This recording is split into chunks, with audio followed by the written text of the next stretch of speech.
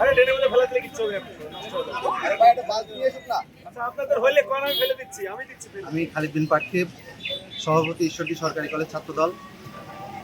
আমরা প্রতিদিনের ন্যায় এখানে অবস্থান কর্মসূচি পালন করছি।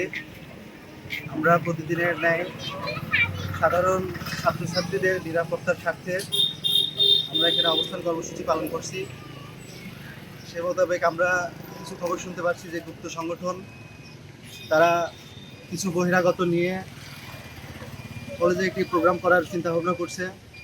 কিন্তু আমরা কলেজের ছাত্রছাত্রীদের নিরাপত্তার স্বার্থে বলতে চাই, তাদেরকে স্পষ্ট ভাষায় বলতে চাই যে আপনারা কলেজের স্টুডেন্টকে নিয়ে যদি প্রোগ্রাম করতে করেন, যদি বাইরে যদি বহিরাগত আসে তাহলে আমরা প্রতিহত করতে বাধ্য থাকব এবং সাধারণ শিক্ষার্থীর নিরাপত্তার স্বার্থে আমরা সর্বোচ্চ ভূমিকা পালন করবো ইনশাআল্লাহ। গুপ্ত সংগঠন শিবির ভাই, এটা সবাই তো জানে। গুপ্ত বললে যদি রাগ করে তার সাথেও কিছু করার নেই।